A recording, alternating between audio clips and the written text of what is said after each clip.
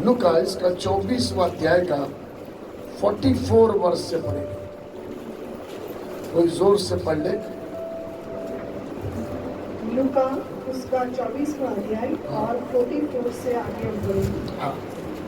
फिर उसने उनसे कहा, ये मेरी वे बातें हैं जो मैंने तुम्हारे साथ रहते हुए तुमसे कही थी। हाँ सुनो, यीशु मसीह कह रहा है ये मेरी वो बातें हैं जो तुम्हारे साथ रहते समय मैंने तुमसे कही थी।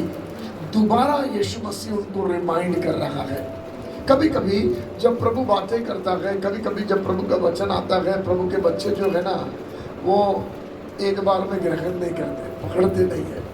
मगर जो बातें महत्वपूर्ण है, परमेश्वर अपने बच्चों के लिए बार बार अलग अलग सेवकों के द्वारा अलग अलग तरीकों से परमेश्वर अपने बच्चों से बात करता है, क्योंकि प्रभु जानता है ये बातें उनके लिए महत्वपूर्ण है।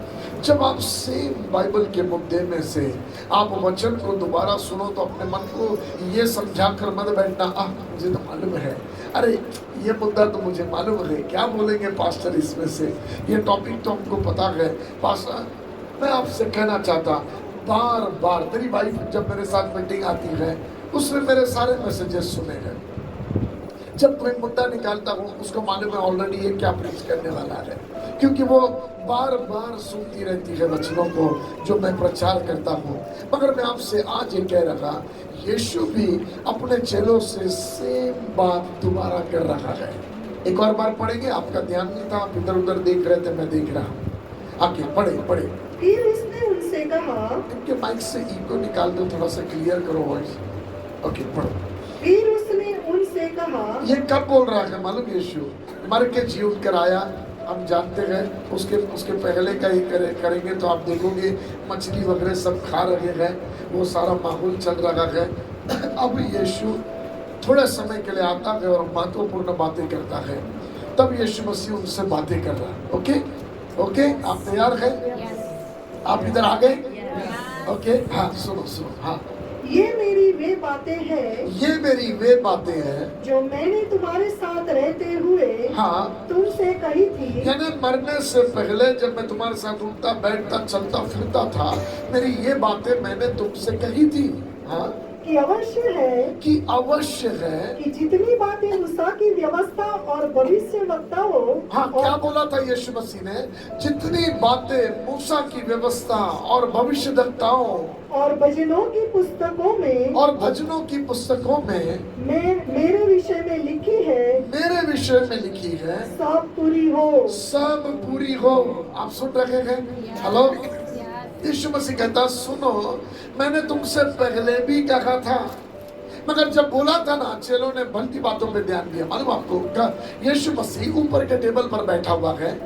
जब चेलों से बोला कि मैं बहुत लहलायित हूँ, बहुत लालसा रखता हूँ कि ये आखिरी प्रतिभोज प्रभु भोज तुम्हारे साथ में लूं, और उस प्रभु भोज के टेबल पर यीशु मसीह बहुत सारी बातें कर रहा है। और उन बहुत सारी बातें करते समय में यीशु मसीह ने चेलों से कह दिया था, मनुष्य का पुत्र पकड़ाया जाएगा और वो मारा जाएगा और वो तीसरे दिन फिर से जी उठेगा।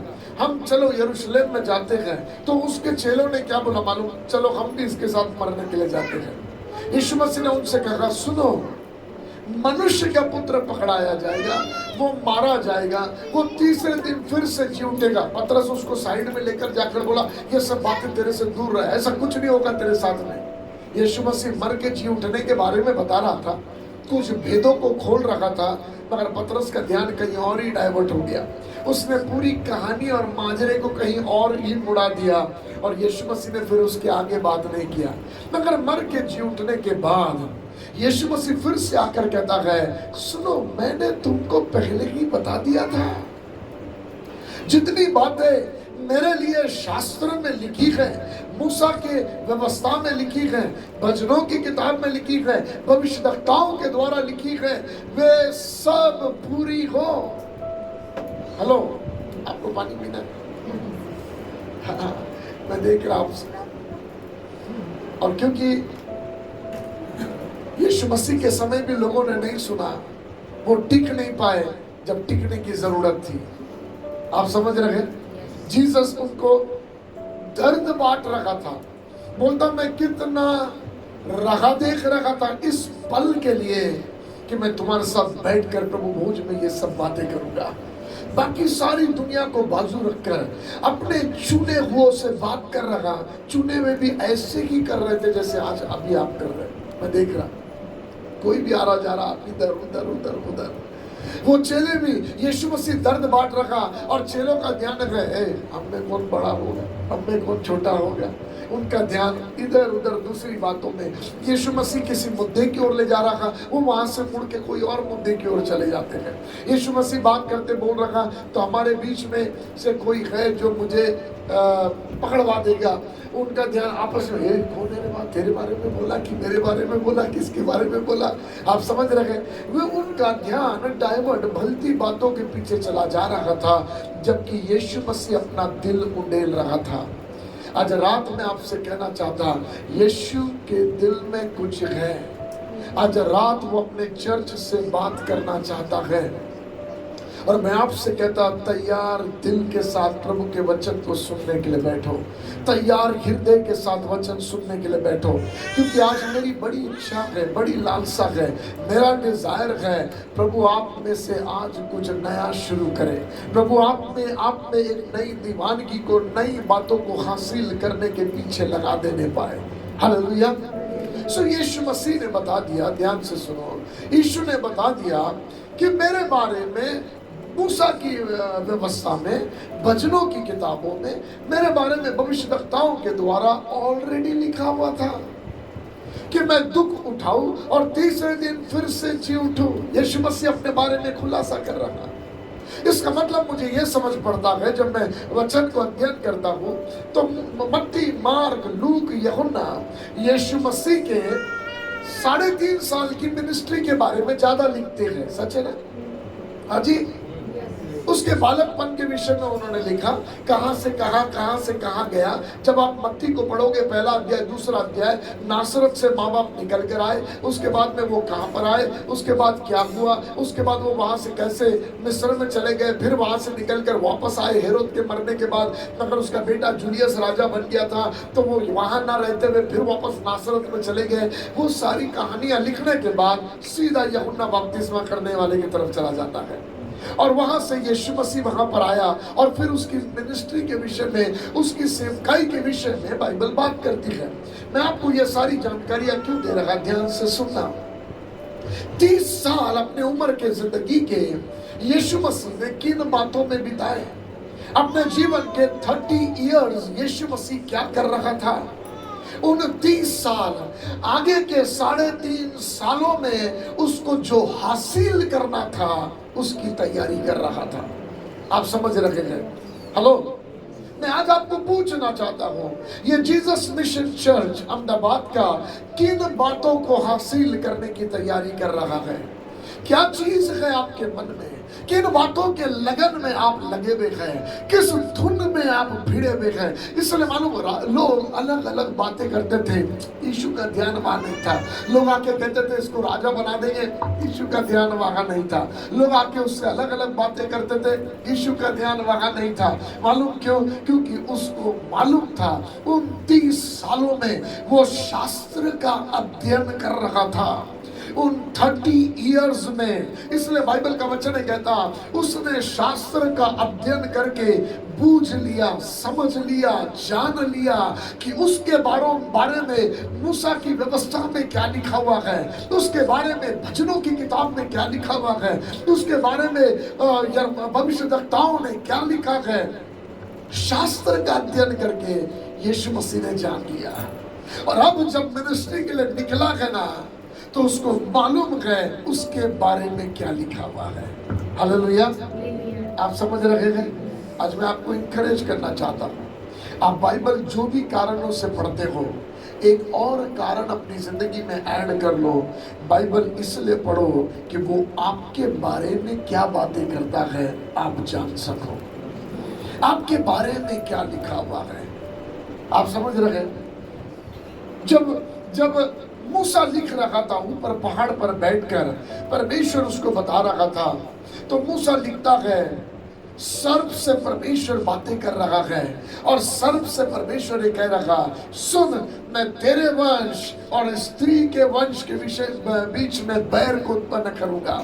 सो मूसा लिख रहा है सर्प और हवा के बीच में होने वाली बातें, मगर जब यीशु पढ़ता है तो वो जानता है, ओ स्त्री का वंश है, मेरे बारे में लिखा हुआ है। ये आप समझ रहे हैं? अरे आपके आवाज नहीं आया। हेलो, डे वन से, सबसे पहले फैमिली से उसको पता है, ओ ये मेरे बारे में लिखा हुआ है। आपको मालूम, बाइबल का बच्चे ने बताता है, ध्यान से सुनना, बाइबल का बच्चे ने बताता है कि ठंडे पहर परमेश्वर आदम हवा से मिलने के लिए आता था। ठंडे पहर में एवरी डे मिलने आता था, मगर उस दिन आदम हवा ने गलती कर दी। उन्होंने जो परमेश्वर ने मना किया तो उस वृक्ष का फल खा लिया और खाने के बाद देख लिया वे नंगे हैं। तो आदम हवा ने क्या किया मालूम? जब जान लिया नंगे हैं, वे दौड़ के जाकर वृक्षों के पीछे छिप गए। आप बाइबल में अध्ययन करोगे तो पता चलेगा, लिखा है वृक्षों के पीछे छिप गए और उनकी पत्तियों को सिलकर अपने लिए कपड़े बनाना शुरू किया, अपने बदन को ढांकना शुरू किया। तब परमेश्वर ठंडे पहर में उतर कर आया। रोज आता था, आज के दिन भी उतर कर आया। उनकी गलतियों के कारण परमेश्वर रुक नहीं गया। परमेश्वर ने ये नहीं कहा क्योंकि तुमने गलती की अब इसके बाद मैं तुमसे मिलने नहीं आऊंगा ना, परमेश्वर तब भी मिलने आया।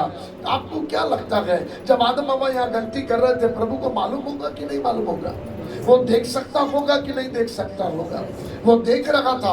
आदम हवा ने गलती की तो मेरा सवाल है, जब उस शाम परमेश्वर ठंडे पहर में आया तो वो आदम हवा को दंड देने आया या वो आदम हवा के लिए रास्ता निकालने आया? हेलो, आप समझ रहे क्या? डे वन, जिस दिन आदम हवा ने गलती की, जिस दिन मानव जाति गिर गया, मृत्यु उसके ऊपर आ गया, गलत चुनाव किया, उसी डे वन पर परमेश्वर दंड देने नहीं आया, परमेश्वर बचाने के लिए आया। आप समझ रहे हैं? मगर आपको मालूम हुआ क्या? जब मनुष्य गिर गया उसने परमेश्वर को नहीं पुकारा, वो अपनी कोशिश में लग गया कि अपनी कोशिशों से अपने लिए छिपने का स्थान बनाए, क्योंकि उसको लगा ठंडे पहर में परमेश्वर आता है, आज शाम भी परमेश्वर आएगा और जब वो आएगा जरूर दंड देगा, जरूर डांटेगा, जरूर पनिशमेंट देगा। कहां भागे हम उसके प्रकोप से? क्योंकि जब वो आता है, बाइबल का वचन कहता, जब वो आता है बिजलियां और गर्जनें होती है, तो जब वो आता है पूरा सब कुछ दहल जाता है, जानवर पंछी पौधे सब उसकी ओर देखते हैं, हम भी सब काम छोड़ के उसकी ओर जाते हैं। उसका प्रेजेंस इतना जबरदस्त है, तो उसकी उपस्थिति में हम जाते हैं। मगर आज परमेश्वर शायद गुस्से में आएगा, हमें देखकर क्रोध में आएगा। उनके दिमाग में 50 विचार है और परमेश्वर के प्रकोप से बचने के लिए पेड़ के आड़ में छिपे हुए हैं। आप समझ रहे हैं? इसलिए जब आप इंग्लिश में पढ़ोगे, हिंदी में क्लियर नहीं है, जब आप इंग्लिश में पढ़ोगे गलती की किताब 3 अध्याय का 13 वचन, तो लिखा है, cursed is everyone who is hanged on the tree। हर एक वो श्रापित है जो पेड़ पर लटकाया जाता है। पतरस भी अपनी लिखाई में इस बात को लिखते समय कहता, वो हमारे लिए पेड़ पर लटक गया। मैंने बोला, पापा ये इन लोग ने तो आंख से देखा है कि यीशु क्रूस पर लटका है, 2 लकड़ियों पर लटका है, ये लोग पेड़ क्यों लिखते हैं, क्रॉस क्यों नहीं लिखते? आप समझ रहे हैं? हेलो, मैंने कहा ये लोग पेड़ क्यों लिखते हैं, क्रॉस क्यों नहीं लिखते? क्या खुलासा है गलती के लिखने वाले पर? क्या प्रकाशन का खुलासा है? क्या चीजें पौलुस ने देख लिया है? क्यों पौलुस क्रूस लिखने के बजाय पेड़ का जिक्र लिख रहा है? मैंने पवित्र आत्मा को उस दिन पूछा, मैंने कहा पवित्र आत्मा क्या दिखाया आपने पौलुस को कि वो पेड़ लिख रहा है क्रूस लिखने के बजाय? प्रभु का आत्मा बोला, सुन मोसेस, जब तूने पाप किया ना तो तूने पेड़ को छिपने का सहारा बनाया था। तूने ये सोचा था पेड़ है जो मुझे छिपा लेगा परमेश्वर के प्रकोप से, मगर परमेश्वर ने कहा, बेटा पेड़ नहीं, पेड़ पे लटका हुआ मेरा बेटा तेरे लिए बचाव का रास्ता है। हालेलुया, आप समझ रहे हैं? उस दिन आदम की गलती ये थी, वो बचना चाहता था मगर गलत चीजों को ढूंढ रहा था बचने के लिए। और उस पेड़ के प्रकाशन में यीशु मसीह अपने प्रकाशन को जानता है। आप समझ रहे हैं? इसलिए वो जानता था उसे क्रूस पर मरना है, वो जानता था उसके साथ क्या होगा। इसलिए चेलों से बैठ कर कह रहा है, सुनो, शास्त्र में मैंने तुमको पहले भी बताया, मैं फिर से बताता हूँ, शास्त्र में जो कुछ लिखा है मूसा के द्वारा, भजनों के द्वारा, वो मेरे बारे में लिखा हुआ है। चर्च में आपसे कहना चाहता हूँ, पेड़ हमें नहीं बचाता मगर पेड़ पे लटका हुआ यीशु बचाता है। क्रूस हमें नहीं बचाता मगर क्रूस पर लटका हुआ यीशु हमें बचाता है। हालेलुया। इसलिए क्रूस को और लोग चूमते गए, चूमने दो, और लोग अपने जगह लटकाते गए, चर्च में लटकाते, सलाम नमस्ते करने दो, जो करना है। हमारे लिए क्रूस महत्वपूर्ण नहीं है, हमारे लिए उस पर लटका हुआ यीशु महत्वपूर्ण है। हालेलुया। उस दिन परमेश्वर ने कहा, आदम, ना तो पेड़ तुझे बचाएगा, ना तो पेड़ की पत्तियां तेरे नंगेपन को ढाकेगी, मगर एक बलिदान मैं तेरे लिए करूंगा। बाइबल का वचन कहता, चमड़े के वस्त्र परमेश्वर ने उसको पहनाए। वो चमड़े के वस्त्र सिंबॉलिक थे। कौन से, किसके चमड़ा था मालूम? वही पशु जो बलिदान किया गया था अदन के बगीचे में, जो मारा गया था, सिंबॉलिक था यीशु मसीह का मरना, उसका चमड़ा निकाला जाना सिंबॉलिक था यीशु का वस्त्र उतारा जाना, ताकि हमारा उस दिन आदम हवा का नंगापन वस्त्र उतारने से ढका, यीशु के वस्त्र उतारने से हमारा आत्मिक नंगापन ढक गया, हमें महिमा के वस्त्र मिले। और यीशु मसीह शास्त्र का अध्ययन करते समय 30 सालों में जान रहा, ओह, ये मेरे बारे में लिखा है, ये मेरे बारे में लिखा है, मुझे टिके रहना है, मुझे बलवंत रहना है। जब शास्त्र का अध्ययन करता और अधिक पवित्र आत्मा को समर्पण करता, और अधिक पवित्र आत्मा को समर्पण करता था यीशु। इसलिए कहता, पुत्र अपने आप से कुछ नहीं करता, जो पिता कहता है वो वही करता है। पुत्र आत्मा के चलाए चलता है, आत्मा जिस जगह ले जाता है पुत्र जाता है। बाइबल का वचन बताता है कि पवित्र शास्त्र जो है वो पवित्र आत्मा के द्वारा रचाया गया है, अलग अलग लोगों के मनों को उभार कर। Can you imagine, different dispensation of time में, अलग अलग समय कालों में परमेश्वर ने अलग अलग समय कालों में लोगों के मनों को उभार कर पवित्र आत्मा ने वचन के भेदों को लिखकर रखा हुआ है। क्यों मूसा को उभारा जंगल में? आप समझ रहे क्या? हेलो, मूसा के मन को उभार कर जंगल में अपनी वाइफ को बोलकर गया था, बस जाता हूँ पहाड़ पे और इजराइल के लिए परमेश्वर से कुछ बातों को सुनकर प्रतिज्ञाओं को लेकर आता हूँ, जाता हूँ प्रभु से कुछ, क्या हमको कैसे करना है, आगे कैसे बढ़ना है, क्या है नियम, क्या करना है, जरा प्रभु से बातचीत करके आता हूँ, क्या करना है। और वो गया, मेरे ख्याल से कुछ समय का खाना, कुछ समय का पानी ले गया होगा, मगर मालूम नहीं परमेश्वर के साथ 40 दिन लिख रहा है। उत्पत्ति, निर्गमन, लय व्यवस्था, गिनती, व्यवस्था परमेश्वर उसको दे रखा है, लिख रखा है, लिख रखा है। एक एक कहानी, एक एक डायलॉग, एक एक चीजें परमेश्वर उसको बोल रखा, लिखता जा बेटा, लिखता जा बेटा। मालूम आपको, जब परमेश्वर मूसा को लिखने के लिए बोल रखा, हर चीजों में परमेश्वर रिवील करना, उसमें रहस्य छिपा के रखा है, हर बातों में रहस्य छिपा कर रखा। 2 बातों का रहस्य, एक यीशु मसीह के द्वारा क्या होगा, दूसरा आपके द्वारा क्या होगा। हेलो, आप समझ रहे हैं? पवित्र आत्मा आपकी मदद करे।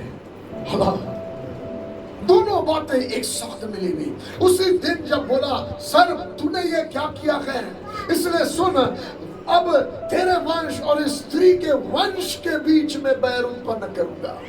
इसका मतलब स्त्री का एक सीड आएगा, उसका एक वंश होगा।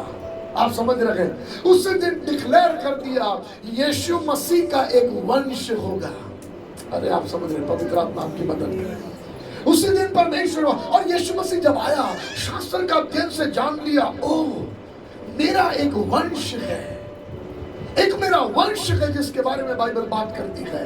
तो वो वंश कौन है? वो वंश आप और मैं है। आप समझ रहे हैं? अरे आप सच्ची समझ रहे हैं? आपके मुंह पे टेंशन दिख रहा है। मैं आपको वचन से प्रूफ दिलाता हूँ। आप पढ़िए इब्रानी की किताब, इसका 12वां अध्याय का दूसरा वचन पढ़ो। इब्रानी की किताब 12वां अध्याय दूसरा वचन। और विश्वास के करता, हाँ प्लीज ध्यान से सुनना, मेरे साथ चलना। और विश्वास के करता और सिद्ध करने वाले यीशु की ओर ताकते रहे, और सिद्ध करने वाले यीशु की ओर ताकता रहे। हाँ, जिसने उस आनंद के लिए, जिसने उस आनंद के लिए जो उसके आगे धरा था, एक आनंद यीशु के आगे धरा था। हाँ, लज्जा की कुछ चिंता न करके, कोई लज्जा की चिंता नहीं किया, क्रूस का दुख सहा। क्रूस का दुख सह लिया। आप समझ रहे? इसका मतलब जब यीशु क्रूस पर जा रहा था ना, बाहर से जख्मी हो रहा था, बाहर से तड़प रहा था, मगर अंदर से आनंदित हो रहा था। अरे आप समझ रहे क्या? ना शैतान के समझ के बाहर की बात है। इतना मारा मगर ये खुश क्यों दिखता है? इसके दाढ़ी के बाल नोच लिए मगर ये खुश क्यों दिखता है? इसका सारा छीन लिया, चेलों को भगा दिया, इसके सारे टीम को बर्बाद कर दिया, इतने सालों से जो रुतबा इसका बना था एक झटके में बिगाड़ दिया, मगर ये खुश क्यों दिखता है? आप समझ रहे हैं? हेलो, ऐसा ही यीशु का वंश है, ऐसा ही ये जीसस मिशन चर्च यीशु का वंश है, जिसको किसी भी परिस्थिति में से आप लेकर जाओ, कभी घटिया तकलीफें आंसू के रास्ते से अंदर की खुशी खत्म नहीं होती है। हम इसलिए पौलुस कहता, यद्यपि बाहर से हम सताए जाते हैं, नाना प्रकार की परीक्षाओं में से होकर जाते हैं, मगर अंदर एक अलग आनंद है, क्योंकि हमने वो हासिल कर लिया जो हमसे कभी छीना नहीं जा सकता है। हालेलुया। चर्च, जो उद्धार आपने यीशु मसीह से पाया है वो आपसे कभी छीना नहीं जा सकता। शैतान शरीर में दुख लाता है, तकलीफ लाता है, परिस्थितियां लाता है, मगर वो आपके आनंद को चुरा नहीं सकता है। प्रभु का बेटा बेटी दुखी तब होते हैं जब वो उस निशाने से नजर हटा देते हैं जिस पर नजर रखने के लिए बोला गया। इसलिए बोला गया, अपने विश्वास के कर्ता यीशु की ओर ताकते रहे। हेलो, क्यों? क्या बोलना चाह रहे हैं आप मुझे? क्यों ताकना है? और यीशु की ओर ताकता रहे के बाद सडनली टॉपिक कहां जा रहा है? टॉपिक जा रहा यीशु जिसने उस आनंद के लिए जो उसके सामने धरा था, लज्जा की कोई चिंता नहीं किया। इसका मतलब जब लोग उसके ऊपर दोष लगा रहे थे, यीशु चुपचाप था। पिलातुस बोला, तू कुछ नहीं बोलेगा? बोला, ये सब मैं तेरे को दिया गया, कर ले पिलातुस जो करना है। यीशु का ध्यान कहीं और है। कहाँ है यीशु का ध्यान? ये कौन है आनंद? उसके आंखों के सामने जिसे आनंद बोला जा रहा है, ये है कौन जिसको देखकर वो खुश हो रहा है? ये है कौन जिसको देखकर मारो जितना चाबुक मारना है, क्योंकि जितना फटेगा बदन उतना मेरा वंश चंगा होगा। आप समझ रहे हैं क्या? और क्योंकि उसने शास्त्र से समझ लिया था उसके साथ क्या होने वाला है। भविष्यवक्ताओं की पुस्तकों में मेरे लिए क्या है? आप पढ़ो, यशायाह की किताब खोलिए मेरे साथ। आइज़ाया 53 का 10 वचन पढ़िए। आइज़ाया 53 का 10 वचन देखो, 53 का 10, यशायाह 53 का 10। तो भी यहोवा को यही भाया, तो भी यहोवा को ये भाया कि उसे कुचले, कि यीशु को कुचले, उसी ने उसको रोगी कर दिया, उसी ने उसको रोगी कर दिया, जब वो अपना प्राण दोष बलि करे। हाँ सुनो सुनो, आपके लिए बाइबल पढ़ रहा, बड़े ध्यान से सुनो। जब वो यीशु अपना प्राण दोष बलि करे, तब वो अपना वंश देखने पाएगा। तब यीशु अपना वंश देखने पाएगा। ओ, आप समझ रहे हैं? हेलो, उत्पत्ति में क्या लिखा था? अरे आप किधर है? सर्व से यीशु परमेश्वर बाप बात कर रहा है और उसको क्या बोल रहा है? पर परमेश्वर बाप को सर्व से बात करने की कोई जरूरत नहीं है। और जो बात किया उसने सर्व से, वो मूसा को स्पेशली बोला लिख। क्यों मानो? क्योंकि एक दिन उसका बेटा आएगा और वो शास्त्र का अध्ययन करके जानेगा मेरा एक वंश है। हेलो, आप समझ रहे? पवित्र आत्मा आपकी मदद करे। और जब उसको वो वंश पता चल जाएगा ना, उसके अंदर एक दीवानगी, एक धुन होगी। यद्यपि आज मैं अकेला हूं, कोई नहीं है, सबने मुझे छोड़ दिया, बड़ी भीड़ मेरे पीछे आती थी, छोड़ दी, सबने छोड़ दिया। ओ मुझे मालूम है सब छोड़ने वाले हैं, क्योंकि दो बकरों की कहानी मेरी कहानी है। लिखा है वो अकेला जंगल में छोड़ दिया जाएगा, इसलिए मुझे अकेला होना जरूरी है। यीशु को मालूम है जो हो रहा उसको मालूम है, और वो अटूट बना है, क्योंकि 30 इयर्स शास्त्र का अध्ययन करके अपने आप को आत्मा की अधीनता में उन बातों को हासिल करने के लिए सबमिट करता चला गया। 3.5 साल की मिनिस्ट्री, लोगों को चंगा करना, बीमारों को चंगा करना, लोगों को हील करना, वो पूरा मेन मुद्दा नहीं है। वो सारे मुद्दे अपने आप को इंट्रोड्यूस करने के मुद्दे हैं। वो लोगों को प्रकट कर रखा था, मैं कौन हूँ, मैं स्वर्ग से उतरी हुई रोटी हूँ, मैं परमेश्वर का भेजा हुआ वो प्लान हूँ जिसके बारे में लिखा हुआ है। तुम्हारे उद्धार के लिए जो योजना लिखी है वही हूँ, जिसको तुम वध होने वाला मेमना, अब्राहम का मेमना करके रखा देखते हो, वही मेमना मैं बनकर आया हूँ। यीशु मसीह अपने आप को हर कामों के द्वारा रिवील कर रखा है, हर बातों के द्वारा रिवील कर रखा है। मगर दुख की ये बात है, लोग चिन्ह चमत्कार तक यीशु के साथ लटक गए, आश्चर्य कर्म और चिन्ह चमत्कार से आगे बढ़े नहीं, जबकि यीशु का इच्छा था हमें उन बातों के द्वारा अपनी पहचान दे, ताकि हम उसे ग्रहण करके वो वंश के भागीदारी बने जो उसका वंश है। आप समझ रहे हैं? आपको सच्ची समझ में आ रहा है? हाँ जी, सुन रहे आप? हेलो हेलो, ओके, ध्यान से सुनना। ये जगह सोने का नहीं है, ये समय सोने का नहीं है क्योंकि मैं चाहता आप ध्यान से प्रभु के वचन को सुने और समझे, पवित्र आत्मा आपकी सहायता करे। सुनो, सो बाइबल का वचन कहता, जब वो अपने प्राण को दोष बलि करेगा, अपने वंश को देखेगा। यीशु मसीह उस क्रूस पे लटके हुए अपने वंश को देख रहा था। सर के बाल से पैर के नाखून तक लहू बह गया, लहू लहू लहू लहू बह गया। ओ सब देखकर सोचते कहानी खत्म हो गई, मगर यीशु कहता अभी तो असली शुरू हुई है। तुम्हें लग रहा है, रोमन सोल्जर्स को लग रहा, और वो सारे लोग जो विरोधी थे ना, क्रिस्त विरोधी फरीसी और सदूकी लोग, उनको लग रहा हम जीत गए, यीशु की कहानी खत्म। नारे ना, कहानी खत्म नहीं हुई, कहानी तो अभी शुरू हुई है। हालेलुया! क्योंकि अब जिस वंश को उसके बारे में लिखा हुआ है, उसका वंश जब वो दोष बलि करके चढ़ेगा तब वंश को देखेगा। और अब यीशु जब क्रूस पर चढ़ गया ना, तो उसकी आंखें यहाँ वहाँ दूसरी किसी चीज को नहीं देख रही, मगर वो वंश को देख रहा है। कौन होता है वंश? हेलो, वंश किसे बोला जाता है? वो जिनकी रगों में सेम ब्लड बहता है। हालेलुया! तो आप समझ रहे क्या? यीशु मसीह जब हमें कहता है तुम मेरा वंश है, दैट मीन्स हम में यीशु का लहू बहता है।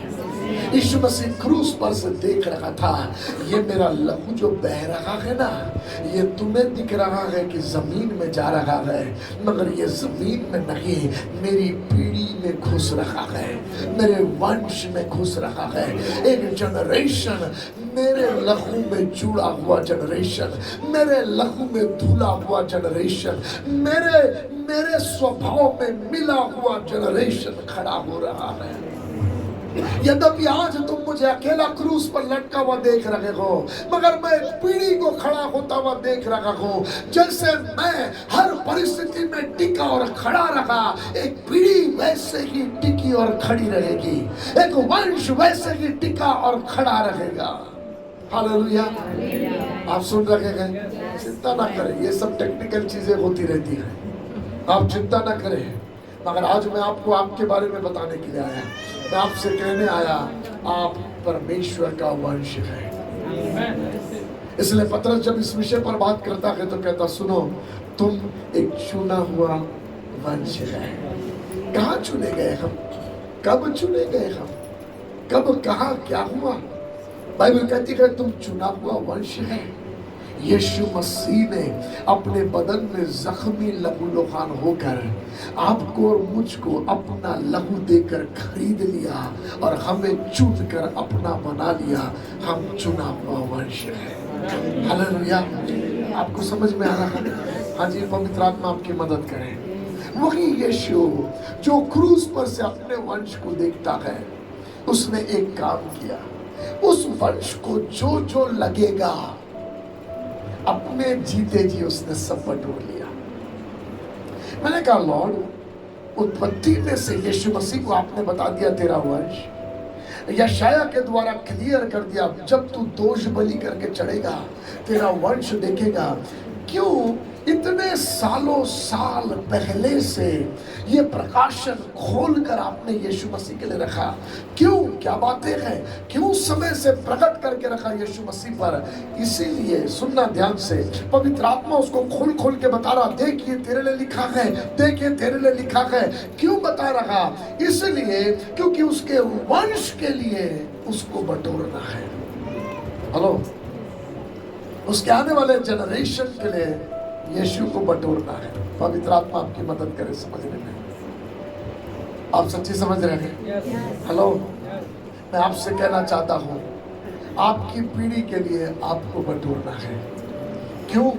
क्योंकि बाइबल का वचन कहता है जैसा मैं हूं, यीशु कहता ऐसे तुम भी हो। वो यीशु अपने क्रूस पर चढ़ा और अपना वंश देखा, मगर मत्ती 16:24 में लिखा है, देखो क्या लिखा है आपके और मेरे लिए।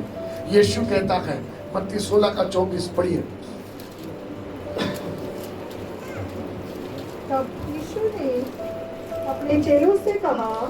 ने अपने चेलों से कहा, यदि कोई मेरे पीछे आना चाहे, तो अपने आप का इनकार करे। नंबर 1, अपने आप का इनकार करे और अपना क्रूस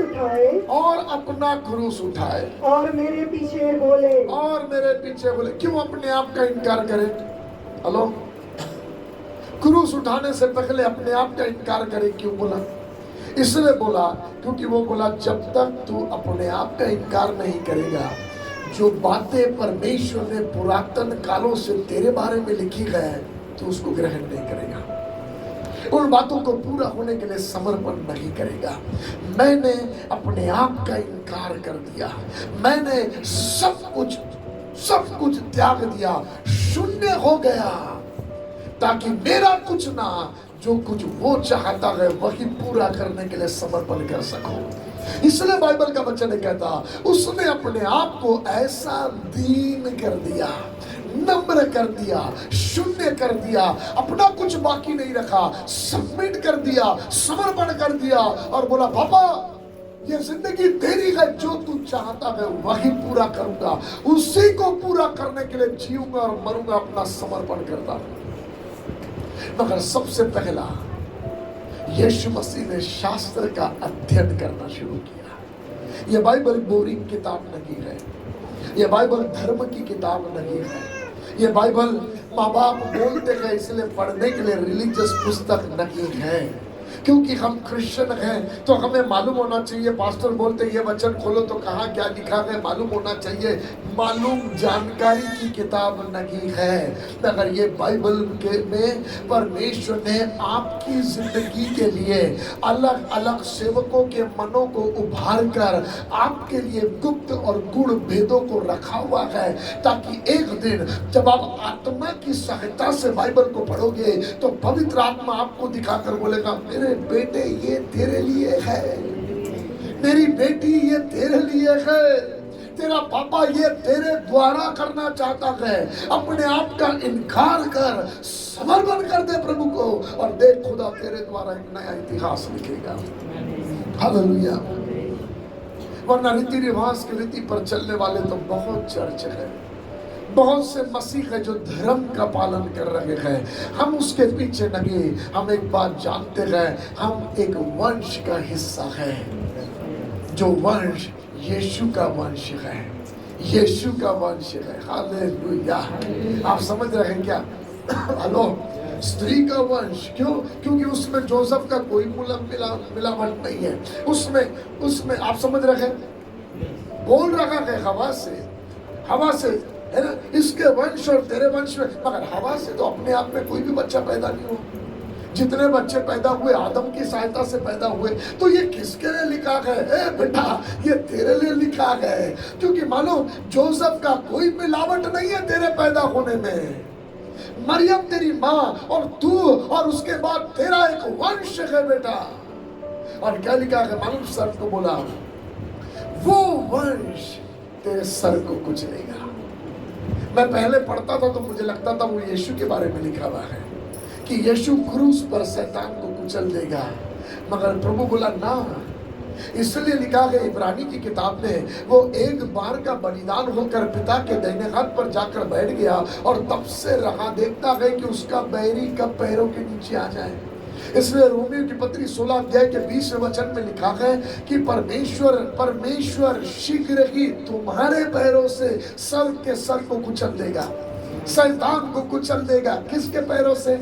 हेलो सुनो। इसलिए जब रोमन्स को पौलुस खुलासा दे रहा था वचन का, प्रकाशन को पाकर जब खुलासा दे रहा था, तो वो यीशु मसीह का नाम नहीं लेता है। हेलो, यदि उत्पत्ति 3 अध्याय में लिखी हुई बातें जो हवा को बोली गई, तेरा वंश, यदि वो यीशु के लिए है, ध्यान से सुनना, यदि वो सिर्फ यीशु के लिए है, तो रोमियो की मंडली को लिखने के समय में पौलुस उनसे कहता, सुनो, शीघ्र ही परमेश्वर बाप यीशु के पैरों से शैतान को कुचल देगा, मगर यीशु का जिक्र नहीं है। किसका जिक्र है? पढ़ो 20 वचन, आपने खोल लिया तो पढ़ो। शांति का परमेश्वर हाँ, शैतान तुम्हारे पांव से शीघ्र कुचलवा देगा। हाँ, किसके पांव से? जोर से बोलो। किसके पांव से? हमारे पांव से। लिखा है ना। सो इसका मतलब रोमन्स के चर्च को पौलुस जो खुलासा दे रखा है, वो खुलासा उसको मिला, तो हमको तब पता चला, ओ उत्पत्ति में जो लिखा है वो हमारे बारे में लिखा हुआ है, सिर्फ यीशु के बारे में नहीं, हमारे बारे में लिखा है। इसका मतलब, ध्यान से सुनो, इसका मतलब अहमदाबाद में शैतान का सर कुचलेगा परमेश्वर, मगर पांव होगा आपका। हालेलुया। आप समझ रहे हैं? हेलो, है ना, हथौड़े से ठोकते गए हम, है ना। हथौड़ा होता है, हथौड़ा अपने आप से कुछ नहीं करता, मगर वो जिसने हाथ में लिया है वो ठोकता है ना। हम खलबत्ते में रखकर कुचलते हैं, है ना, मिर्ची को कूटते हैं। कहाँ से कूटा भाई? वो लकड़ा हाथ में है, उससे कूटा। प्रभु कहता, बेटा वो जो है ना, वो तू है, तुझे लेकर कूटूंगा। ओ आप समझ रहे हैं? हालेलुया। मगर ध्यान से सुनना, डैनियल को परमेश्वर प्रकट करता और कहता, सुन डैनियल, ऐसा समय आएगा जब मेरी प्रजा के लोग पीसे जाएंगे।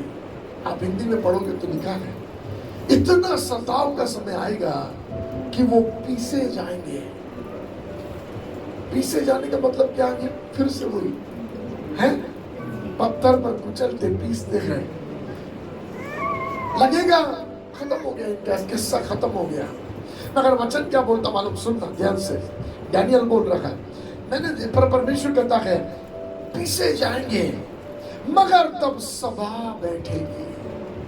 जब वो पीसता रहेगा प्रभु के बच्चों को, तो सभा बैठेगी, और सभा बैठकर निर्णय ये लिया जाएगा, राज्य उस दुष्ट के हाथ से छीनकर जो पीसे जा रहे हैं उनके हाथ में दे दिया जाएगा। हालेलुया। इसका मतलब, प्लीज आप समझ रहे, पवित्र आत्मा आपकी मदद करे समझने में जो मैं बात कर रहा हूं। मालूम क्या हुआ? जब दुष्ट को पता चल गया कि ये भविष्यवाणी हुई है, स्त्री के वंश से निकलने वाला वंश जो है वो मुझे कुचल देगा, मेरे सर को कुचल देगा, तो उसने योजना बनाया, क्यों ना हम ही पहले उनको कुचल दें, क्यों ना हम ही पहले उनको सता दें, क्यों ना हम ही। उस दिन से दुष्ट अपनी सेना के साथ में लगा हुआ है, उसको मालूम है 2 जन को मुझे सताना है, एक तो यीशु और दूसरा उसका वंश। आप समझ रहे? अरे आप है इधर? हेलो। सो दुष्ट अपने काम में आदि से लगा हुआ है, अपने काम में आदि से लगा है। मगर आपको मालूम यीशु मसीह ने ये सब जान लिया। दुख भोगना है, क्रूस पर जाना है, सताव से जाना है, तकलीफ से जाना है। ये सब पढ़ते पढ़ते पढ़ते यीशु मसीह ने देखा मर जाऊंगा, मैं तो जीवन हूं, मुझे मृत्यु छू नहीं सकती, मर जाऊंगा। अरे बेटा, पवित्र आत्मा कहता स्टोरी और भी है, आगे पढ़ आगे पढ़। मरने पर कहानी खत्म नहीं है, आगे पढ़। आगे लिखा है मगर तीसरे दिन फिर से जी उठकर बाहर आएगा, युद्ध जीत जाएगा, युद्ध तेरे हाथ में दिया जाएगा। सारी चीजें पढ़कर अब यीशु जान गया कुछ भी हो जाए जीत कर मैं निकल के आने वाला हूँ। हालेलुया। आप समझ रहे हैं? पवित्र आत्मा आपकी मदद करे, सच्ची समझ रहे हैं। चर्च, भलती बातों के पीछे मन ना लगाए, बेकार के सुख मिले या ना मिले उसके पीछे मन ना लगाए। इतनी बड़ी जीत परमेश्वर ने आपके और मेरे लिए मुकर्रर की है, और उस जीत का शुरुआत, क्योंकि जब आप स्टोरी पढ़ते हो तो हर बातों में प्रथम यीशु है और फिर उसके साथ जुड़े हुए हम हैं। हर भाग आप बाइबल का पढ़ो, आप देखोगे यीशु बिगिन होता है, साथ में हम जुड़े हुए हैं, हमारा भी रेवलेशन है। Hello hello. प्रकाशित वाक्य में जब यूहन्ना को बोला, ये पहला वचन क्या लिखा है? प्रकाशित वाक्य पहला अध्याय का पहला वचन क्या लिखा है? पढ़ो, आपको मैं कुछ बताना चाहता हूँ। प्रकाशित वाक्य पहला अध्याय का पहला वचन, यीशु मसीह का प्रकाशित वाक्य। किसका प्रकाशित वाक्य? यीशु मसीह। इसका मतलब आप किसके बारे में लिखना चाहिए पौलुस ने, यूहन्ना ने? अरे वो बोल रहा है यीशु का प्रकाशित वाक्य, रेवलेशन ऑफ जीसस क्राइस्ट। हाँ, ले यूहन्ना कलम ले, लिखना शुरू कर। वो जो मेरे पीछे था, मैंने उसकी आवाज सुना, उसने मुझको बोला जो तू देखता है लिखना शुरू कर। हाँ, क्या लिखो? लिख यीशु का प्रकाशन। अच्छा, इसका मतलब अब यीशु के बारे में बात करेगा, मगर फिर बात करता 7 कलीसिया के बारे में। हेलो। तो जब प्रकाशन यीशु का है तो चर्च कहां से आ गया? ओ, यीशु सर है रहे और तू देख है। जहां यीशु है वहां तू है, क्योंकि तू यीशु का वंश है। तू और यीशु अलग नहीं है, ये यीशु आगे है और कलीसिया उसके पीछे पीछे उसके संग है। इसलिए मेरी भेड़ें मेरी आवाज सुनती, मेरे पीछे पीछे आती, क्योंकि जहां यीशु वहां मैं। हालेलुया। इसलिए यीशु ने कहा मैं जय पाके पिता के दाहिने हाथ पर बैठ गया, तू भी जय पाके मेरे पास आके पिता के दाहिने हाथ पर बैठ गया। क्यों? जहां यीशु वहां मैं। हालेलुया। आप समझ रहे हैं चर्च हम कहां जा रहे हैं? हमारे लिए हमारे हीरो ने विक्ट्री ले लिया है, हमारे लिए हमारा नमूना है, और उसने कह दिया सुन, पापा वफादार है, पवित्र आत्मा वफादार है, बेटा मेरा वंश सुनो, मैंने तुम्हारे आगे एक नमूना रखा है। मेरी बात जान लो, पुत्र अपने आप में पर्याप्त है। आप समझ रहे हैं क्या? बिना पिता के वो सब कुछ कर सकता है।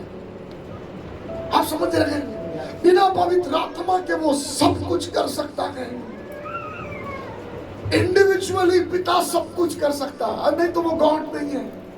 यीशु सब कुछ कर सकता है, नहीं तो वो गॉड नहीं है। आप समझ रहे हैं?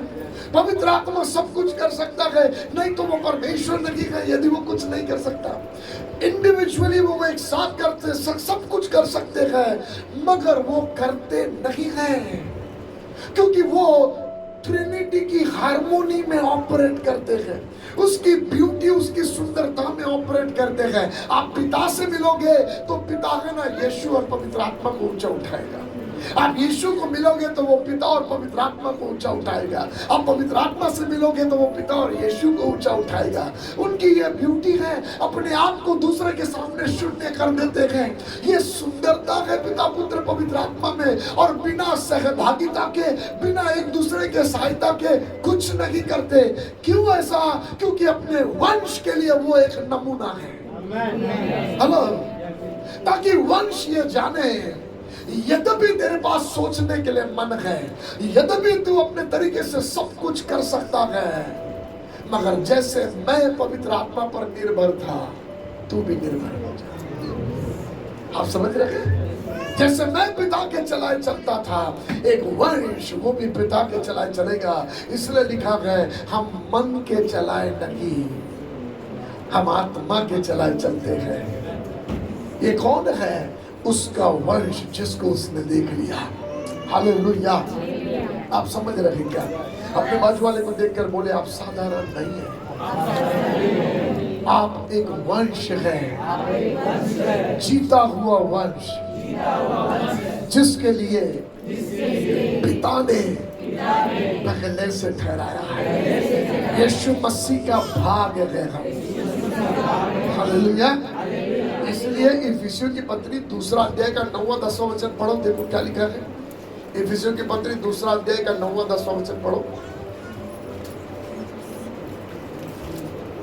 और जब उन्होंने उस अनुग्रह को जो मुझे मिला था जान लिया, तो याकूब और कैफा और यूहन्ना ने, जो कलीसिया के खंबे समझे जाते थे, मुझको और बरनबास को संगति का दाहिना हाथ दिया कि हम अन्य जातियों के पास जाए। आप कौन सा पढ़ा? इफिसियों गलाती।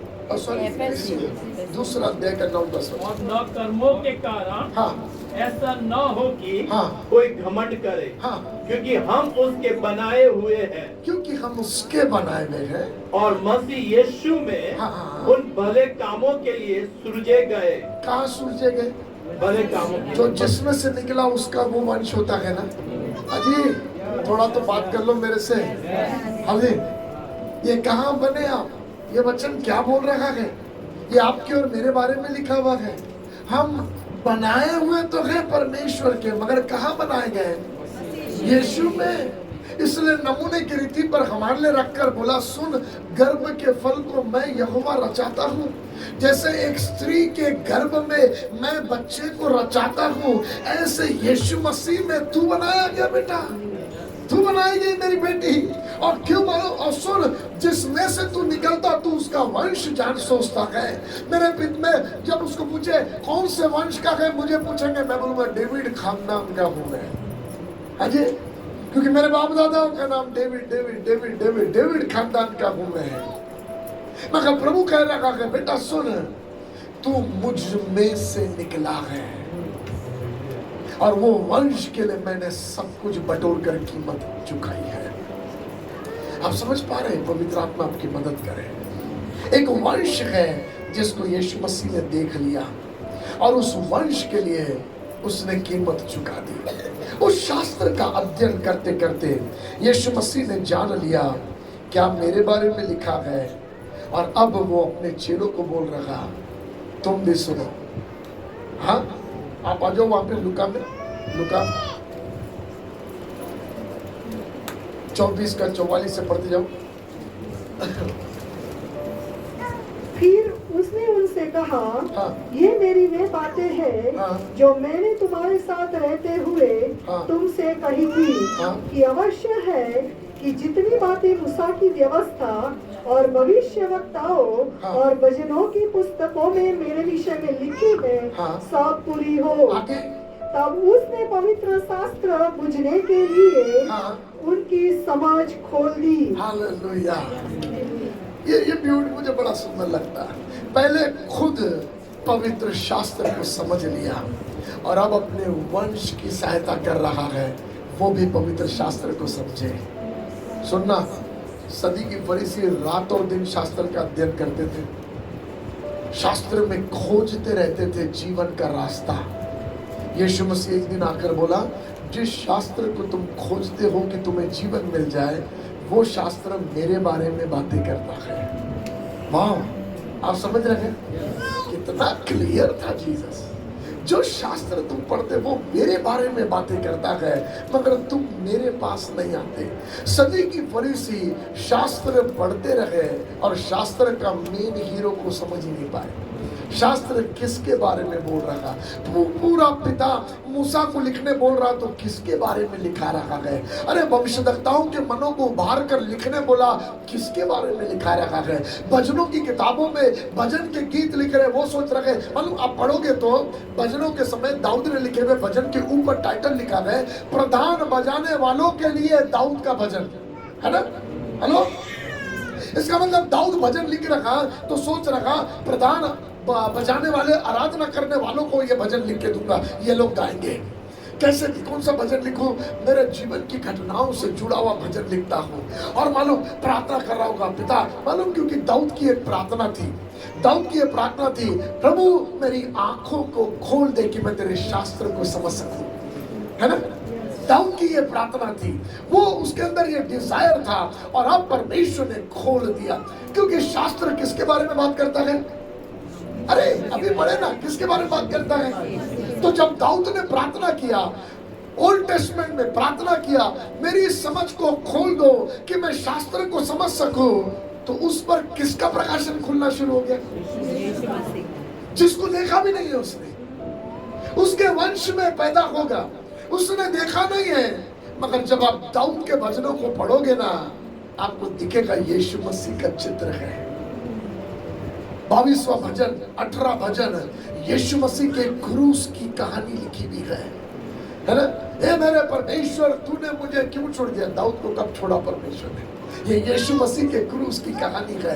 मगर दाऊद अपने भजन में लिख रहा है और दाऊद सोच रहा, मेरे जीवन के अनुभव में से होकर मैं लिख रहा हूँ। अरे तुझे नहीं पता, जो तूने प्रार्थना किया था ना, तेरे लिए शास्त्र खुल गया है, तेरे लिए यीशु के रेवलेशंस खुल गए हैं। आज मैं यीशु के नाम से प्रार्थना करता हूँ, इस चर्च पर जीसस के प्रकाशन खुल जाए, यीशु के कामों के नहीं, यीशु के प्रकाशन खुल जाए। आपकी बातें, आपकी बोली गहरे गुण भेद यीशु मसीह के खोलने का कारण बने।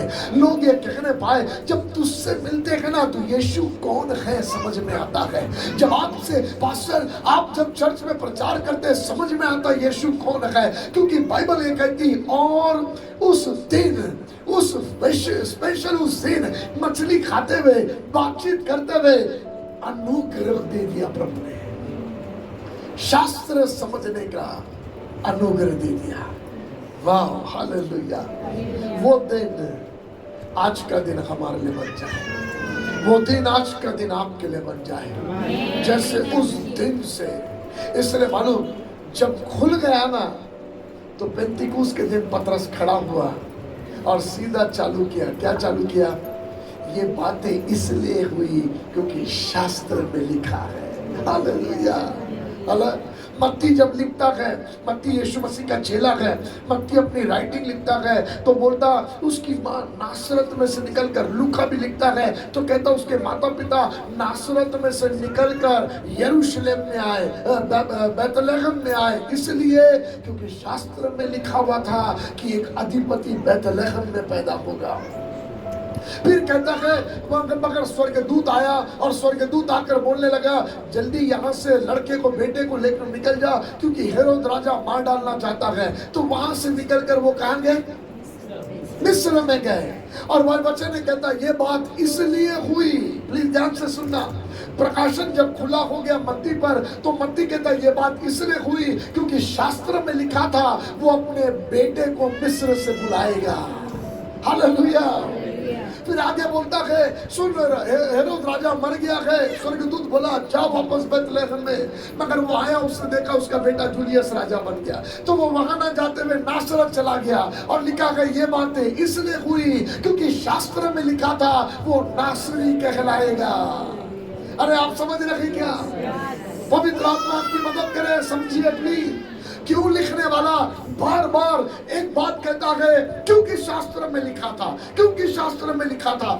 यीशु मसीह का लाइफ जो लिखा हुआ था उसके लिए, वो पूरा करने के लिए समर्पित था। आप समझ रहे? हेलो, धुन में लग गया यीशु। जो मेरे लिए लिखा है पूरा होना चाहिए, जो मेरे लिए लिखा है पूरा होना चाहिए। इसलिए मालूम आपको, उसने 7 वाणी में से एक वाणी बोली, मुझे प्यास लगी। कब बोली? हाँ हाँ, दाऊद भजन 22 में कहता, मैं ठिकरा हो गया, मेरी जीभ मेरे तालू से चिपक गई, मेरी हड्डियां मुझे देखकर हंसती हैं। मैं धाराओं के नहीं बह गया हूँ। दाऊद कभी नहीं बगा, यीशु का लहू नसें फट गई, धाराओं के नहीं बह गया। यीशु मसीह प्यासा हो गया, उसकी जबान चिपकने लगी। मगर जो दाऊद ने बोला, अब यीशु मसीह के जीवन में वो घटना हो रही है और यीशु कहता मुझे प्यास लगी, और मालूम उसके उसी के 7 वचन लिखा हुआ है। ये बात उसने इसलिए कही क्योंकि शास्त्र में उसके बारे में लिखा हुआ था। आप लूका में पढ़ लेना, पवित्र आत्मा आपकी मदद करे। इसका मतलब क्रूस पे मरते मरते भी यीशु का ध्यान अपने तड़पन पर नहीं था, मगर उसके लिए बोली भी बातें पूरी होनी चाहिए, उसका दिमाग वही था। अरे आप समझ रहे क्या? पवित्र आत्मा आपकी मदद करे। वो क्या फोकस्ड लाइफ था जीसस का। वो यीशु कहता है तुम मेरा वंश हो, तुम मेरे लोग हो, मैंने तुम्हें देखा है, मैंने तुम्हारे लिए। मालूम आपको एक और बात बताऊं आपको, है समय हो रहा है, बताओ आपको सुनने तैयार है? व्यवस्था विवरण 28वां अध्याय, मत खोलो सुनो। व्यवस्था विवरण 28वां अध्याय 14 वचन तक के अच्छे हैं, 15 के बाद भयंकर है, डरावने है। अजीब, पवित्र आत्मा आपकी मदद करे समझ रहे। 15 के बाद डरावने है, मगर वो 15 के बाद वाला मुद्दा यीशु ने सेटल कर दिया, जिसका खुलासा पौलुस पर हुआ जब वो गलती की मंडली से लिखता है, कहता श्रापित है वो जो काट पर लटकाया गया, जो पेड़ पर लटकाया गया, वो कर्सेड है, श्रापित है, क्योंकि व्यवस्था के सारे श्रापों को उसने हमारे ऊपर ले लिया। क्योंकि बाइबल का वचन कहता है, बाइबल का वचन कहता, प्लीज सुनो ध्यान से, बाइबल का वचन कहता है यदि तू विधियों और आज्ञाओं को नहीं मानेगा तो ये सारे दंड आएंगे। जब परमेश्वर पहाड़ पर मूसा को ये सारी कहानी दे रहा था, तब ये भी बोला लिख मूसा, और इस्राएली मेरे बच्चों को बता दे, यदि वो मेरी आज्ञा और विधियों को नहीं मानेंगे तो दंड आएगा। आप समझ रहे हैं क्या दंड आएगा? जिस स्त्री से तू ब्याह की बात रचाएगा, दूसरा पुरुष भ्रष्ट करेगा, तेरे बच्चों का मांस तू पका कर खाएगा, तेरे बेटे बेटियां पैदा होंगे मगर वो गुलामी में चले जाएंगे, एक मार्ग से शत्रु तेरे पास आएंगे, तू 7 मार्ग से भागेगा। भयंकर भयंकर विपत्तियां वहां लिखी भी है। मगर उस दिन जब यीशु मसीह को मारा जा रहा था, जब यीशु मसीह क्रूस पर मर रहा था, तो वो लटके आनंद कर रहा था, क्योंकि व्यवस्था विवरण 28वें अध्याय के 15वें वचन से आगे के भाग को वो फाड़ रहा था, जब उसका बदन फट रहा था। वो आप समझ रहे क्या? बेटा अब से तेरे लिए सुन ले, व्यवस्था विवरण 28वां अध्याय का 15 के आगे का भाग तेरे लिए नहीं है, मेरी पीढ़ी के लिए नहीं है। मगर एक वचन से 14 वचन, वो भी तू अपनी मेहनत से नहीं कमाएगा, मैंने तेरे लिए कमा लिया है। अरे आप समझ रहे क्या? क्योंकि वो भी जो है ना 1 से 14 वचन, वहां लिखा है यदि तू आज्ञा मानेगा तो मिलेगा, मगर हमारे बदले यीशु ने आज्ञा मान दिया और हमसे कह दिया स्वर्गीय स्थानों में तुम्हारे लिए सब रख दिया बेटा। अरे आप सुन रहे क्या? हेलो, पवित्र आत्मा आपकी सहायता करे। मास्टर आपको पढ़ा रहे हैं विश्वास के विषय में, फेथ के विषय में। यदि हम इन वचनों पर यीशु ने जो कर दिया बिलीव करें, सिर्फ विश्वास करें, व्यवस्था विवरण 28वें अध्याय की आशीषें हम पर खुल जाती है। ओनली बिलीव, उसने क्रूस पर मेरे लिए कर दिया, उसने मेरे लिए उपाय कर दिया है। हालेलुया। आप समझ रहे मैं क्या कह रहा है? उस यीशु ने अपने वंश के लिए इलाज कर दिया। उसको मालूम था मेरे वंश को चंगाई की जरूरत पड़ेगी, अपनी देह में चंगाई बटोर लिया। मेरे वंश को आशीषों की जरूरत पड़ेगी, अपने देह में आशीष बटोर लिया। मेरे वंश में कोई गरीब होगा, उसे धनाढ्य होने की जरूरत पड़ेगी, वो गरीब बन गया कि हम धनवान हो जाए। आप समझ रहे? एवरीथिंग जिसका रिक्वायरमेंट हमको था, जिसकी जरूरतें हमको थी 2000 साल पहले, अपने बदन में यीशु मसीह ने सब कुछ पूरा कर लिया। हेलो, जो जो आपको मुझको चाहिए यीशु मसीह ने पूरा कर लिया। इसका मतलब एक वंश पिता ने यीशु को दिखाया और बोला बेटा देख ले क्रूस पर से अपने वंश को, और मैं तुझसे कहता टिका रखे, क्योंकि जितनी बातें तू आज बटोरेगा वो सब विश्वास के द्वारा तेरा वंश हासिल करेगा। हालेलुया। आप समझ रहे हैं? मैंने आपको पहले भी बताया, आज भी बताता, कैन यू इमेजिन अब्राहम प्रार्थना करके बोल रहा प्रभु मेरे को एक बेटा तो दे दे। ये दमिश्कवासी एलिएजर मेरी सारी मिलकत का वारिस बनेगा। प्रभु बोला इधर बारा देख आकाश के तारों को, इतनी संतान दूंगा, रेत के बालुओं को देख इतनी संतान तेरी होगी। मैंने बोला प्रभु वो तो एक ही बच्चा मांग रहा था, एक ही दिखाना था, है वो चांद के बाजू में एक ही तारा दिखता, वो एक ही दिखाना था। देख तेरे गर्दिश में तारा है बेटा, मगर आपने इतने तारे दिखाए और बोले गिन सकता।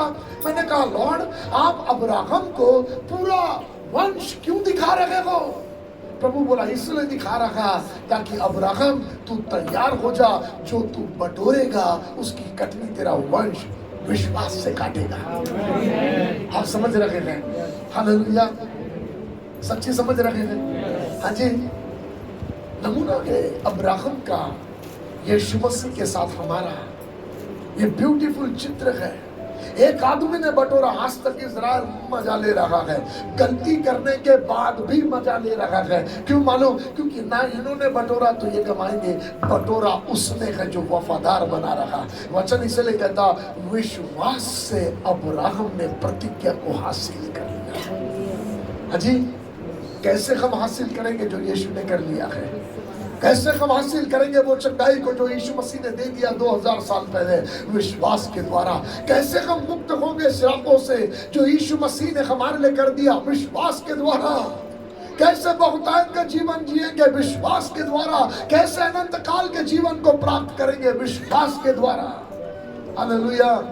हमें कुछ कर्म नहीं करना है, चढ़ावा नहीं करना है, कोई बलिदान नहीं करना, विश्वास के द्वारा जो हमारे दुल्हे, हमारे प्रभु, हमारे यीशु ने कर दिया क्रूस पर लटक के।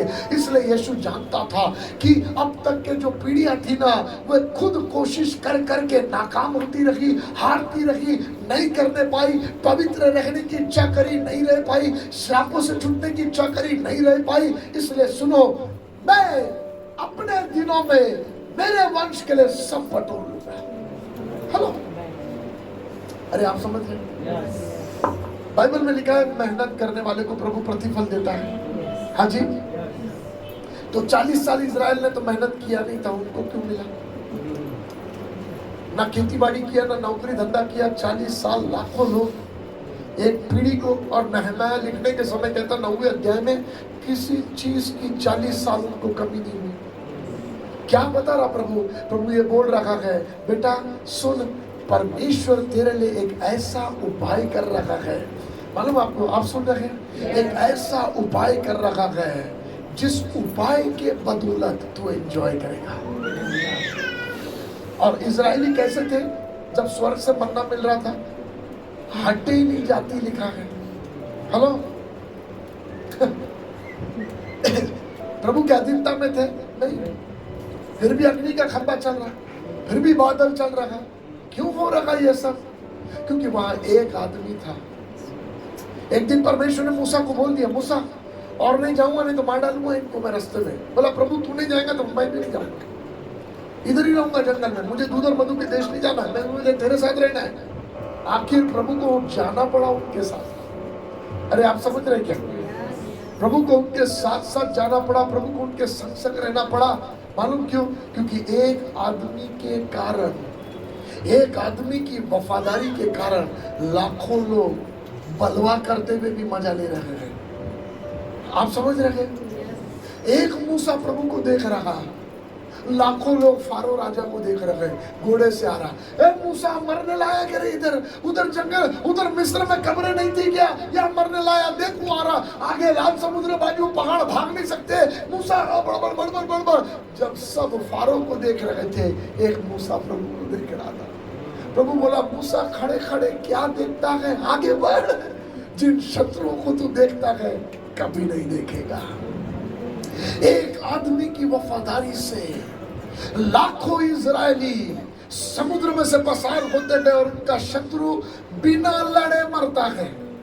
Can you imagine? मेरे को एक वचन बाइबल में से बताना जब इजराइल मिस्रियों के साथ लड़ा।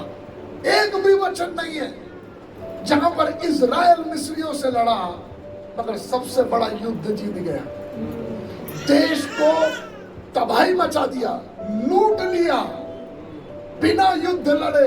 अरे आप समझ रहे क्या? पवित्र आत्मा मदद करे। बिना युद्ध लड़े सोने और चांदी से लद गए। कैसे क्या हुआ ये? परमेश्वर ने एक जन को उनके बीच में रखा था डिलीवरर करके, जिसने बोला मेरे जैसा एक प्रॉफिट परमेश्वर तुमको देगा। आप समझ रहे हैं? एंड जीसस ने पढ़ लिया, मूसा ने मेरे बारे में लिखा है, ये मेरे बारे में है, इसलिए मुझे टिके रहना है। अब मूसा ने अपनी समझ के अनुसार बोला कि मेरे जैसा, पर यीशु मूसा जैसा नहीं है, वो तो बहुत कई गुना उत्तम है। हालेलुया।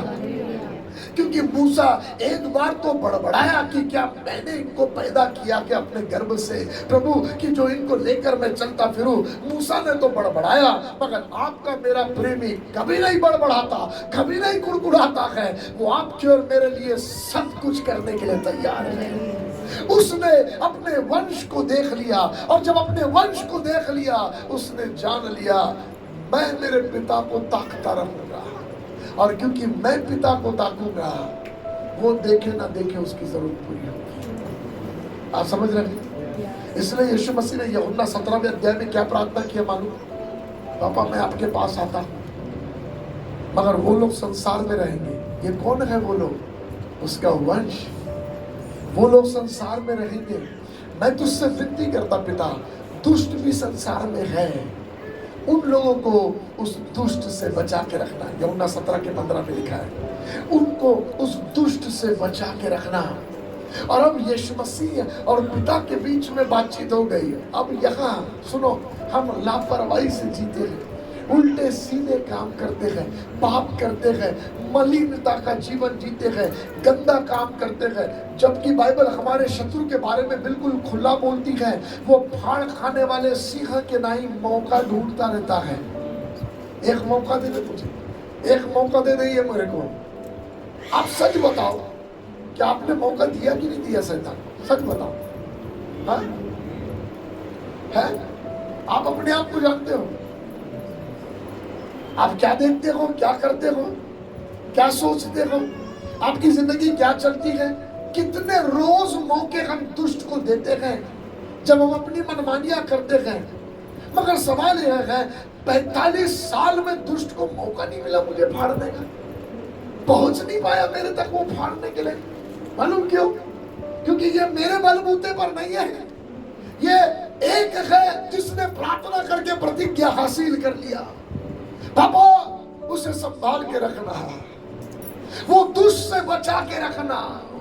और अब दुष्ट जब आगे बढ़ता ना, वहां से बाप देखता है। जैसे फारो आगे बढ़ा ना, घोड़ों को जुता कर, चलो बढ़ो आगे, हम भी लाल समुद्र में घुसेंगे, इजराइलियों को मार डालेंगे। और बाइबल का वचन कहता, अग्नि के बवंडर में से परमेश्वर ने देखा। आज भी जब दुष्ट हमारी ओर बढ़ता है ना, किसी की आंखें देखती है। हेलो। और क्यों मानो? क्योंकि एक प्रतिज्ञा यीशु मसीह ने अपने दिनों में हासिल किया, जिसकी कटनी हम बलवा रहते हुए भी काटते हैं। पवित्र आत्मा आपकी मदद करे। इसलिए बाइबल का वचन कहता, हम पाप ही में थे, तभी वो हमारे लिए बलिदान चढ़ गया। अजय आप समझ रहे हैं? पवित्र आत्मा आपकी मदद करे। इतनी बड़ी दया है हम पर, हमारे जीवन की कमी घटियां और तकलीफें, परेशानियां, बुराइयां, पाप में भी शराब के टुन में रास्ते से यूं आते तो भी घर पहुंच जाता है। मरने नहीं दे रहा खुदा है। इधर विनोद भाई हाँ, वो बताते टपकी भर के रोज पीता था है? जब पीता था तब नहीं, तब तो उनके बाद तो विनोद भाई एक बार गाड़ी से जा रहे थे, गिरे एक्सीडेंट में और ट्रक का चक्का ये कान को लग के गया। मैं आपके सामने बता रहा सबूत, दुष्ट ने सोचा था सर को कुचल डाले उस दिन, मगर परमेश्वर ने बचा लिया। उनके बलबूते पे, उनकी धार्मिकता के बलबूते पर, क्योंकि बेटा तू बहुत धर्मी जी रखा, ना ना ना, उनकी धार्मिकता के कारण नहीं। उस दिन यीशु मसीह जब दोष बलि चढ़ाया जा रहा था, उसने अपने वंश को देखा और बोला पापा जो जो होना है हो जाने दो, मेरे वंश के लिए कुछ कमी नहीं रहना चाहिए, मेरे बेटे बेटियों के लिए कुछ बाकी नहीं रहना चाहिए, मेरा सब कुछ उखाड़ दो। इसलिए मालूम आखिरी भाला मारे ना तो आखिरी पानी और आखिरी लहू भी निकल गया। हेलो, आप समझ रहे मैं क्या कह रहा हूं? कुछ बाकी नहीं रखने दिया, सब निकल जाने दिया, ताकि हमारे लिए कुछ बाकी ना रहे, सब कुछ हम हासिल कर सके। हालेलुया। आइए अपनी आंखों को बंद करें, कल मैं आपको और आगे लेकर जाऊंगा। आइए अपनी आंखों को बंद करें। मैं चाहता हूं थोड़ा देर अपने मुख को खोलें और उसके उपकारों के लिए उसको धन्यवाद दें। कहें थैंक यू जीसस लॉर्ड, जो आपने मेरे लिए किया मैं आपको धन्यवाद देता हूं। धन्यवाद यीशु, अपने जैसा मुझको बना दिया। बाइबल कहती है उसके लिए वो जगत की ज्योति है, उसने हमको ज्योति बना दिया। बाइबल कहती है वो परमेश्वर का इकलौता बेटा है, उसने हमको बेटे बेटियां बना दिया। बाइबल कहती है मनुष्य के पुत्र को पाप क्षमा करने का अधिकार है, उसने हमसे कहा तुम जिनके पाप क्षमा करोगे क्षमा हो जाएंगे। बाइबल कहती है पिता के दाहिने हाथ पर यीशु बैठाया गया, उसने हमको भी पिता के साथ संगी वारिस करके हमको भी उसके दाहिने हाथ पर सिंहासन पर बैठा दिया। बाइबल कहती है यीशु मसीह पिता के सारी बातों का वारिस है, उसने हमें संगी वारिस बना दिया। क्या कर रहा है यीशु? वो जैसा है ऐसा ही हमको बना रहा, ताकि हम भी हमारे आने वाले वंश को देख सकें। आपको प्रभु आज बल दे रहा है आपके आने वाले वंश के लिए बटोरने का। आज यीशु के नाम से कहता, जैसे उस दिन हम सब यीशु की ओर ताक रहे थे और यीशु टिका रहा और हमने हासिल किया, ऐसे मैं कहता आपका वंश, आपके बहू बेटियां दामाद नाती पोती आपकी ओर ताक रहे हैं। क्या बटोरोगे आप अपने जीते जी? क्या बटोरोगे आप अपने जीते जी? प्रभु से कहो लॉर्ड मैं ऐसी ही जिंदगी नहीं जीना चाहता, मगर लॉर्ड मैं बटोरना चाहता जैसे यीशु ने बटोरा है। मैं शास्त्रों से समझ जाना चाहता हूँ मेरे द्वारा तू क्या क्या करना चाहता है। ओ लॉर्ड मैं बटोरना चाहता हूँ। पवित्र आत्मा मेरी जिंदगी में जैसे प्रतिज्ञा अब्राहम ने बटोर लिया, इसहाक ने बटोर लिया, याकूब ने बटोर लिया, ऐसे प्रभु मैं मेरे दिनों में प्रतिज्ञाओं को बटोरता हूँ। जितनी प्रतिज्ञाएं तूने मुझे दिया विश्वास से मैं हासिल करता हूँ लॉर्ड, विश्वास से मैं ग्रहण करता हूँ। मेरा वंश उनका उसका भागीदारी होगा, मेरा वंश उस कटनी का भागीदारी होगा। कम ऑन, अपनी आवाज को उठाए, अपने आप के लिए प्रार्थना करे, कहे थैंक यू जीसस, तूने मुझे देख लिया, मगर आज मेरी आंखों को खोल, मैं मेरे वंश को देख सकूं लॉर्ड, ताकि मैं कच्चा ना पड़ने पाऊं, कमजोर ना पड़ने पाऊं, परिस्थितियां मुझे तोड़ने ना पाए, ओ सताओ मुझे रोकने ना पाए। जैसे यीशु ने दौड़ को पूरा किया, हर एक शास्त्र की लिखी बातों को पूरा करके कहा पूरा हुआ, ऐसे मैं भी दौड़ पूरा कर सकूं, मैं भी कह सकूं पूरा हुआ है। ओ लॉर्ड मैं प्रार्थना करता हूं फादर, यहाँ बैठे हुए हर एक माँ बाप अपनी दौड़ को पूरा कर सके, अपनी प्रतिज्ञाओं को पूरा कर सके, अपने वंश के लिए हासिल कर सके। लॉर्ड मैं प्रार्थना करता हूं, अनुग्रह करो जीसस।